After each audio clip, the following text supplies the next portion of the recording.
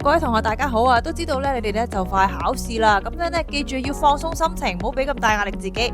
得閒嘅時候去做自己中意做嘅嘢。李老師你話呢？係啊，你哋都要努力啊，加油！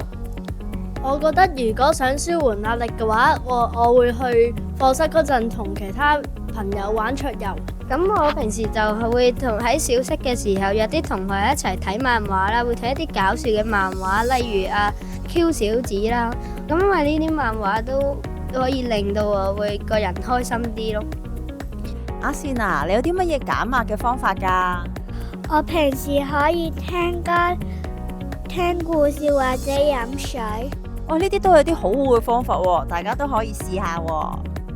各位同學，我知道咧嚟緊你哋會面臨考試啦，咁我希望你哋咧就可以當考試係一種咧好似身體檢查一樣，睇下自己咧學咗幾多，吸收到幾多，放鬆心情去做就得噶啦。當你全力以赴去準備嘅時候，結果無論如何咧都唔係最緊要嘅，過程先係最緊要。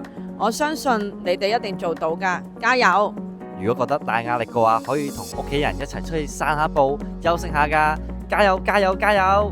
例如話去或者去做下運動，例如打羽毛球嗰啲咯。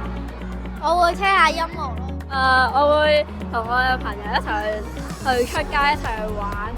一會同學，你要相信自己，你一定做得到㗎，加油啊！